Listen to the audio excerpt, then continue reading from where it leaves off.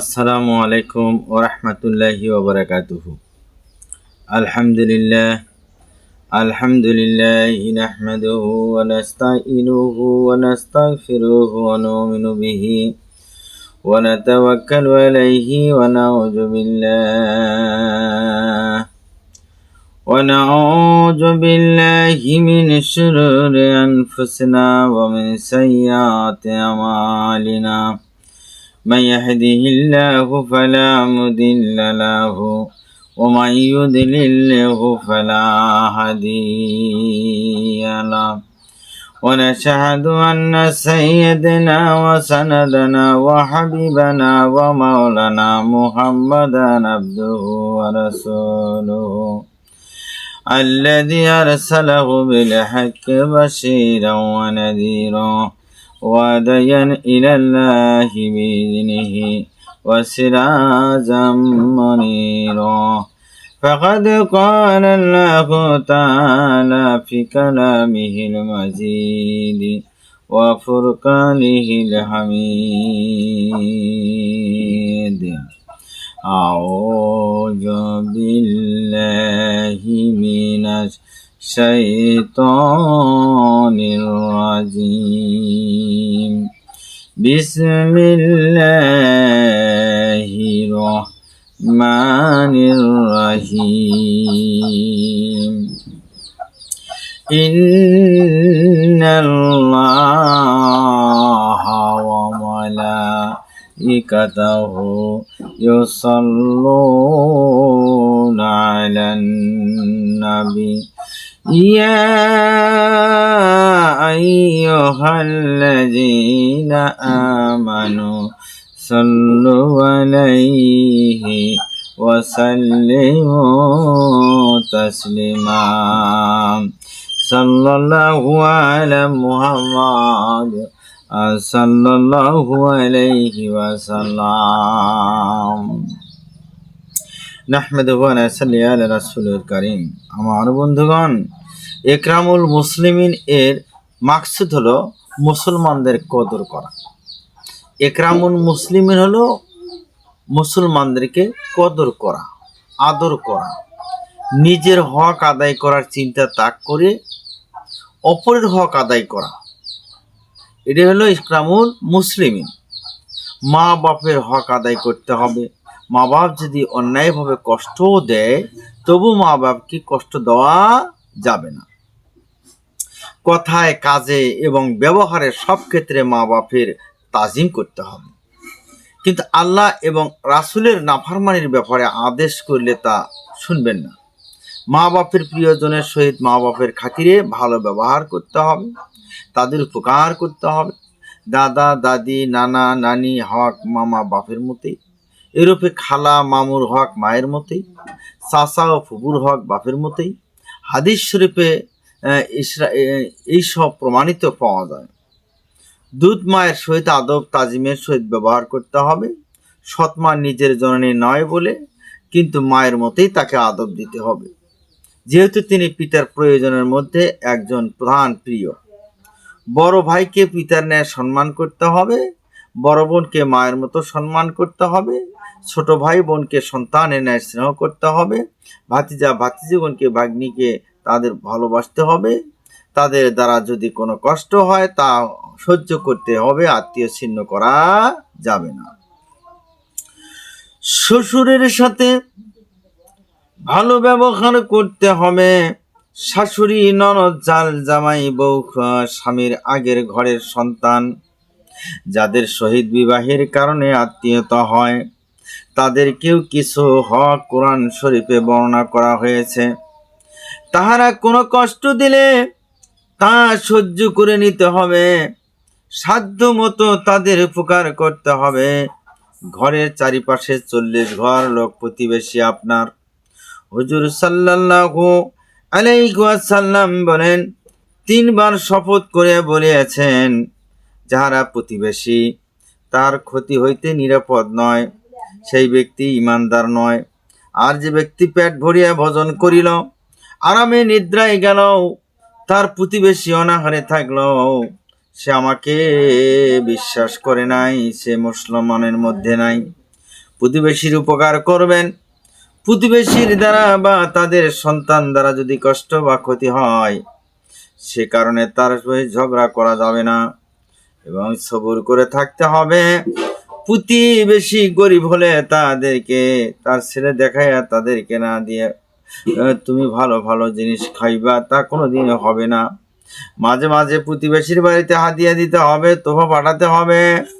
আমার বন্ধুগণ, ও আমার ভাইরা, প্রতিবেশীর প্রেরিত হাদিয়া অতি সামান্য হলেও তুচ্ছ মনে করবেন না। প্রতিবেশী যে রূপ শহরে বা গ্রামের বাড়িতে হয়, তদ্রূপ সফরে ও বিদেশেও হয়। বাড়ি হইতে যাবার সহিত ক্ষেত্রে সফরে যাওয়ার বা বিদেশে গিয়া একসঙ্গে সফর করে বা মাদ্রাসা একত্র থেকে ওই সবই প্রতিবেশী। একসাথে যারা থাকেন তারাই তোমার প্রতিবেশী।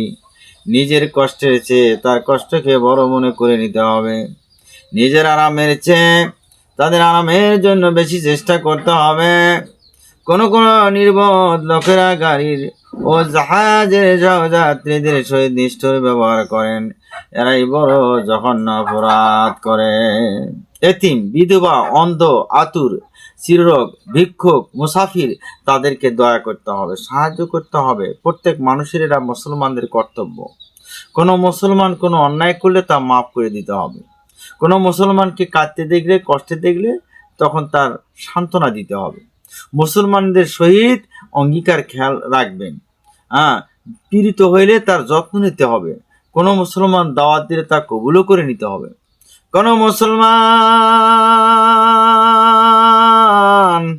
কোনো সাহায্য বা কোনো উপকার করলে তা সারা জীবন স্মরণ রাখবেন এবং তার উপকার করতে চেষ্টা করবেন। কোনো মুসলমান ঠেকাইয়া পড়িলে সকলে মিলিয়া সেই কাজ উদ্ধার করে দিবেন। কাকেও পর মনে করবেন না। কোনো মুসলমান কোনো কথা বলতে চাইলে তাকে মনোযোগ দিয়ে শুনবেন। কোনো মুসলমান হাসি দিলে আলহামদুলিল্লাহ বলবে, আর আপনি বলে ইয়ারহামুকাল্লাহ বলিয়া দোয়া করবেন। কোনো মুসলমানের হারাম জিনিস পাইলে তা ফেরত দিবেন। কোনো মুসলমানকে দেখলেই আসসালামু আলাইকুম ওয়া রাহমাতুল্লাহ বলে সালাম দিবেন। আর সালাম যারা গ্রহণ করবেন তারা বলবেন ওয়া আলাইকুম আসসালাম ওয়া রাহমাতুল্লাহি ওয়া বারাকাতুহু বলিয়া উত্তর দেবেন। প্রত্যেকের সাথে নম্রভাবে হাসি মুখে কথা বলতে হবে। প্রত্যেকের উপকার করবে বা করাই দিতে চেষ্টা করবেন। কারো কোনো ক্ষতি বা অপেক্ষা করবেন না। কোনো মুসলমানের উপর অত্যাচার করবেন না, তা দেখলে তা বাধা দিবেন। কোনো মুসলমানের সহিত শত্রুতা করবেন না। সবাইকে অন্তরঙ্গ বন্ধুর ন্যায় ভালোবাসবেন। কাহাকেও লজ্জা দিয়ে কথা বলবে না। নিজের সেই রূপ ব্যবহার পাইতে ভালোবাসো। প্রত্যেক মুসলমানের সহিত তদ্রূপ ব্যবহার করবে। যদি কোনো কারণে মুসলমানের কিছু কলহ হয়ে যায়, তবে 3 দিনের মধ্যে তা আপোষ করে মীমাংসা করে নিতে হবে। কোনো মুসলমানের উপকার বোধ গোলামি কুধারণা পোষণ করবেন না। কোনো মুসলমানের সহিত হিংসা বিদ্বেষ মনোমালিন্য করা যাবে না। প্রত্যেক মুসলমানকে সৎ কাজের আদেশ বা বদ কাজ হইতে নিষেধ করতে হবে। প্রত্যেক মুসলমানই বড়কে আদব দিতে হবে, ছোটদেরকে স্নেহ করতে হবে। কোনো মুসলমান সাক্ষাৎ তার নিন্দা গীবত বা সম্মানের ক্ষতি করা যাবে না। ও আমার বন্ধুগণ, ও আমার ভাইয়েরা, মুসলমানের সাথে নিন্দা বান্দা করা যাবে না, গীবত করা যাবে না, সম্মানের ক্ষতি করা যাবে না। মুসলিমের মধ্যে কোনো মুসলমানকে তার জায়গা হইতে উঠিয়ে দিয়ে তার জায়গা স্থানে বসা যাবে না। আলেম বুজুর্গগণকে সম্মান ইজ্জত করতে হবে। ওস্তাদের জন্য অন্তরে মায়া রাখতে হবে। সব বিষয় নিজেকে ছোট মনে করবেন।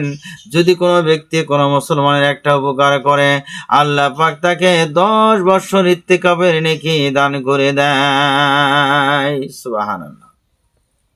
আল্লাহ পাক যাকে ভালোবাসেন তাকে 3টি খেসালত দান করেন। 1, সমুদ্রের ন্যায় দাতা। 2, সূর্যের ন্যায় মেহেরবান।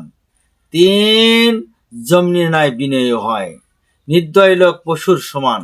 ভাইরা আমার, হিন্দু খ্রিস্টানদেরকেও অন্যায়ভাবে জানে মালে কষ্ট দেওয়া যাবে না, কোনো ক্ষতি করবে না, তাদেরকে মন্দ গালি করা যাবে না, খামাখা ঝগড়া বাঁধিয়ে চেষ্টা করবেন না। কাকেও আগুনে পুড়তে বা পানিতে ডুবতে দেখলে তার জান বাঁচিয়ে দিবেন। শরীয়তের আইন অনুসারে কেউ শাস্তির উপযুক্ত হইলে ন্যায় শাস্তি দিবেন। ভালোভাবে যাচাই না করে অন্যায়ভাবে শাস্তি দেওয়া যাবে না। পশু পক্ষী, জীব জানোয়ার মানুষের উপকারের জন্য দৃষ্টি রাখতে হবে, অযথা তাদেরকে কষ্ট দেওয়ার অধিকার ইসলাম দেয় নাই। কাজেই যেসব পশু পাখি দ্বারা মানুষের কোনো কাজ হয় না, ওদিকে অনার্থক অবাধ্য করিয়ে রাখাও যাবে না। বাসা থেকে নিয়ে আসা এবং উহাদের মাকে এইরূপে কষ্ট দেওয়া, তাও করা যাবে। অনেকে আছে বাচ্চা ওই পাখির বাসা থেকে বাচ্চা নিয়ে আসে আর পাখির বাসাটা খালি করে দিয়ে আসে, ওই পাখিটা এসে চেঁচামেচি করে সন্তানের জন্য। এই কাজও করা যাবে না, বিরাট গুনাহ, পাপ। গৃহপালিত পশু পাখিদের খাওয়া থাকার সাহায্য, কোনো কষ্ট দেওয়া যাবে না, খাওয়ার এবং থাকার ব্যবস্থা করে দিতে হবে। যেসব পশু দ্বারা কাজ করানো হয় তাদেরকে শক্তির চেয়ে অতিরিক্ত কাজ তাদের দ্বারা নিষেধ করে দেওয়া হয়েছে। হাদিস শরীফে হুজুর সাল্লাল্লাহু আলাইহি সাল্লাম বলেন, এটা নিষ্ঠুরতার কাজ। যে সমস্ত জানোয়ার খাওয়ার জন্য জবাই করা হয় তাদেরকেও ক্ষুধার কষ্ট দেবেন না এবং ভোজরা ছুরি দিয়ে কষ্ট দেবেন না। জবাই করা যাবে না ভোজরা ছুরি দিয়ে, অতি শীঘ্র জবাই করে ফেলবেন ধারালো অস্ত্র দিয়ে। যাবতীয় পাপ কাজ হইতে খাস তওবা করবেন, কাজা নামাজ পড়বেন, হজ যাকাত সদকা মানত কুরবানি ইত্যাদি বাকি থাকলে তাড়াতাড়ি তার সমাধা করে দিবেন। আমার ভাইয়েরা, অতি তাড়াতাড়ি তার সমাধা করে দিতে হবে। আমার বন্ধুগণ, ও আমার ভাইরাও, কারো দেনাদার থাকলে তাড়াতাড়ি পরিশোধ করিয়া ফেলবেন, অথবা মালিকের নিকট হইতে মাপ লইতে চেষ্টা করবেন। অনেক দাবি নষ্ট করা অমার্জনীয় অপরাধ। হুজুর সাল্লাল্লাহু আলাইহি সাল্লাম হাদিস শরীফে বর্ণনা করেন, এক মুসলমানের পক্ষে অপর মুসলমানের 3টা জিনিস হারাম। 1 নম্বর রক্তপাত ঘটানো, সম্পত্তি ও সম্মান, এই 3টা জিনিস। 1 নম্বর রক্তপাত ঘটানো হারাম, 2 নম্বর ধন সম্পদ হরণ করা হারাম, 3 নম্বর সম্মান হানি করা হারাম। এই 3টা জিনিস হাদিস শরীফে নিষেধ করে দিয়েছেন ভাইরা, হারাম ঘোষণা করা হয়েছে। অপরের ধন হরণ করা, মিথ্যা সাক্ষী দিয়ে ক্ষতি করা, খুন চুরি ডাকাতি ষড়যন্ত্র ঘুষখোরি অবিচার অত্যাচার করিয়া অপরের ধন সম্পত্তি হস্তগত করা বা নষ্ট করা অত্যন্ত জঘন্যের কাজ। আল্লাহ রাব্বুল আলামিন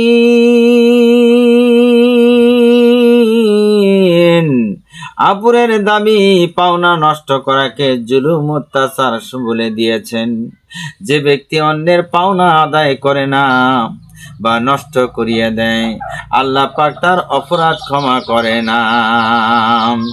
যে পর্যন্ত অত্যাচারিত ব্যক্তি বা পাওনাদার ব্যক্তি ক্ষমা না করে দেয়, শহীদগণ সকল গুনাহ হইতে মুক্তি পাইবে, কিন্তু ঋণের দায় হইতে কোনোদিন মুক্তি পাবে না। অত্যাচারিত, প্রতারিত ও বঞ্চিত মৃত্যু হইয়া থাকলে তার ঠিকানা জানা না থাকলে ওই টাকা দান খয়রাত দিয়ে উহার সব তাহার নামে বকশিস করে দিতে হবে। আর যদি এমন হক না হয়, যেমন কাহারও গীবত করিয়াছ, কাকে গালি দিয়েছ, তাকে অনর্থক মারিয়াছ, তবে শুধু মাপ চাইয়া লইবেন, তার কাছ থেকে মাপ চাই লইবেন। আর হকদারের ঠিকানা না পাওয়া গেলে, তা মৃত্যু হয়ে থাকলে জীবন ভরিয়া তাদের জন্য আল্লাহর কাছে মাগফিরাতের দোয়া করবেন। হয়তো এই রূপে চিরজীবন কান্নাকাটির কারণে আল্লাহ পাক তাদেরকে মাফ করে দিতে পারেন। কিন্তু পরে যদি আবার কোনো সময় মাফ বা পরিশোধ করার সুযোগ হয়, তবে অবহেলায় করলে চলবে না, তা পরিশোধ করে দিবেন, মাপ চাইয়া লইবেন অথবা পরিশোধ করিয়া দেওয়ার চেষ্টা করবেন। ওইসব ব্যাপারে বড়ই কঠিন বিষয়। আর তোমরা যে সব হক পাও না অন্যের কাছে রইয়া গিয়েছে, তা যদি অসুল হয়ে আশা করো, তবে নরম হইয়া বুঝে উলুস করিয়া দিবেন।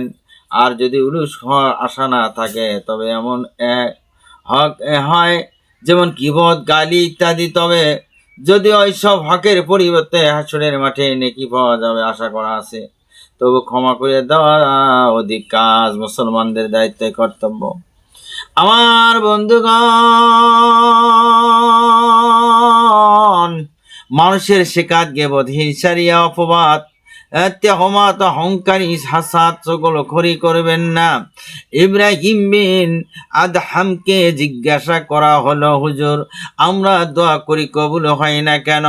তিনি বললেন, আল্লাহর নিয়ামত ভোগ করো, শুকর করো না অন্তরে, কোরআন শরীফ পড়ো, সেই অনুযায়ী আমল করো না, হুজুর সাল্লাল্লাহু আলাইহি ওয়াসাল্লাম এর ভালোবাসার দাবি করো, তার সুন্নত আদায় করো না, মৃত্যু থেকে বাঁচার পথ নাই ভালো করেই জানো, তবু অন্তরে মৃত্যুর ভয় করো না, জাহান্নামের কথা আলোচনা করো এবং আযাব হইতে বাঁচার তাড়না করো না।